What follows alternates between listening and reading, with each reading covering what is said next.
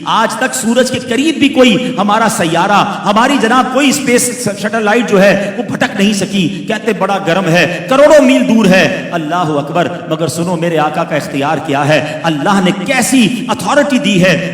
نبی پاک علیہ الصلوۃ والسلام جو ہیں مولا علی کی گود میں آرام کر رہے ہیں، مقام میں صحبہ ہے. مولا علی کی نماز کا وقت چلا گیا. نبی پاک نے اثر ادا کر لی تھی، حضرت علی نے ادا نہیں کی. اب مغرب کا وقت ہو گیا، سورج غروب ہو گیا. نبی پاک نے مبارک آنکھیں کھولی، مولا علی کو دیکھا تو چہرے پہ افسردگی. اے علی کیوں افسردہ ہو؟ کہتے حضور علی جب سے ایمان لایا ہے کبھی کوئی نماز قضا نہیں ہوئی. حضور آج اثر چلی گئی ہے. سبحان اللہ. میرے آقا کی کوئی خدمت کرے وہ محروم کیسے ہو سکتا ہے؟ سرور کائنات نے ہاتھ اٹھائے. الفاظ سنو، اللہ کے حبیب فرماتے ہیں، عرض کرتے ہیں اللہ کی بارگاہ میں، اے اللہ علی تیری اور تیرے حبیب کی فرما برداری میں مصروف تھا.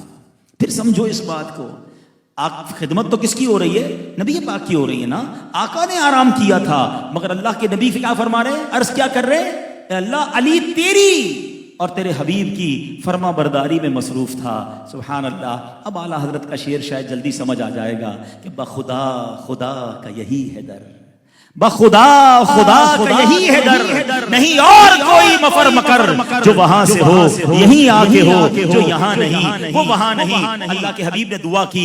دنیا نے آج تک یہ منظر نہیں دیکھا تھا. لونر سائیکل جو ہے یہ بتاتی ہے کہ جناب عصر کے بعد مغرب اور مغرب کے بعد عشاء کا وقت ہوتا ہے. مگر اس دن زمانے نے عجب منظر دیکھا. عصر کے بعد مغرب تو ہوئی مگر مغرب کے بعد پھر عصر کا وقت شروع ہوتا ہے. سورج واپس پلٹتا ہے، سورج کی شعائیں جناب اس علاقے میں پھیلتی ہیں اور مولا علی اپنی اثر ادا کرتے ہیں. نبی پاک کی کس کس اختیار کی بات کی جائے.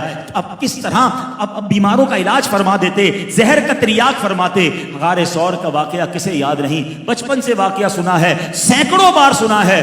جب بھی سنتے ہی ایمان تازہ ہوتا ہے کہ سیدنا ابوبکر صدیق کی گود میں جب نبی پاک آرام فرما رہے تھے، سانپ نے کاٹا. صدیق اکبر نے کیا فیصلہ کیا؟ جان جاتی ہے تو جائے، محبوب پاک کا آرام میں خلل نہیں ہونا چاہیے. آنکھوں سے آنسو نکلے، نبی پاک کے مبارک رخسار پر گرتے ہیں. آقا آنکھیں کھل کے فرماتے ہیں، اے ابوبکر کیا ہوا؟ کہتے حضور سانپ نے کاٹ لیا ہے. نبی پاک نے کسی ایمرجنسی وارڈ کی طرف نہیں بھیجا، کسی ہاسپٹل کے پاس نہیں بھیجا. آقا نے لعاب دہن لگایا. حضرت ابوبکر صدیق کا جو زہر ہے وہ درد جاتا رہا، زہر ختم ہو گیا. یہاں بہت خوبصورت دو سوال پیدا ہوتے ہیں. یہ دونوں امیر المومنین ہیں، یہ دونوں علم کے سمندر ہیں. مولا علی کی شان تو وہ ہے جن کے بارے میں آقا فرماتے ہیں میں علم کا شہر ہوں، علی اس کا دروازہ ہے. اب سوال یہ ہے، نماز تو سب سے بڑا فرض ہے، سب سے اہم فرض ہے. اچھا نمازوں میں بھی سب سے پرخطر اور سب سے اہم نماز وہ عصر کی نماز کو کہا گیا کیونکہ ٹائم بڑا شارٹ ہوتا ہے، بڑا کانشیس رہنا پڑتا ہے. مگر مولا علی نے نماز جانے دی،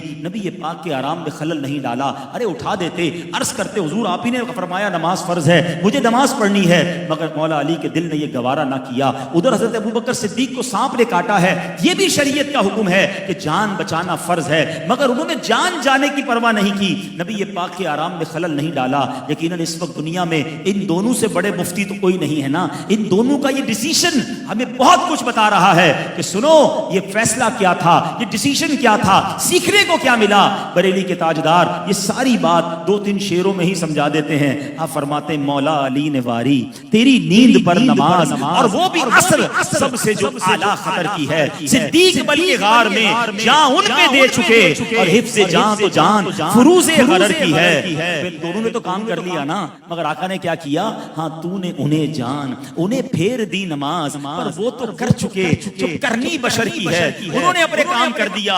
اب اعلیٰ حضرت کہتے سیکھنے کو کیا ملا، عطر کیا ہے، ایسنس کیا ہے، ان دونوں واقعات سے سیکھنا کیا ہے.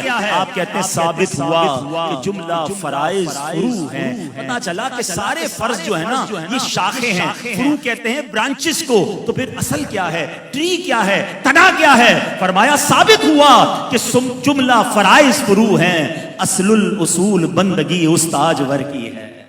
آقا راضی ہیں تو رب راضی ہے. تم ساری زندگی نمازیں پڑھ لو، ساری زندگی قرآن پڑھ لو، اگر دل میں عشق رسول نہیں ہے اور تم سے اللہ کے حبیب راضی نہیں ہیں، تمہاری نمازیں کام نہیں آنی، تمہارے روزے اور عبادتیں کام نہیں آنی. کیونکہ ثابت ہوا کہ جملہ فرائض فرو ہیں، اصل الاصول بندگی استاجور کی ہے. نبی پاک کی رضا کو تھامے رکھنا، کیونکہ یہ راضی ہو گئے تو رب بھی راضی ہو جائے گا. کیونکہ آقا رب کے حبیب ہیں، حبیب راضی ہو جائے گا تو ان کا رب بھی ہم سے راضی ہو جائے گا.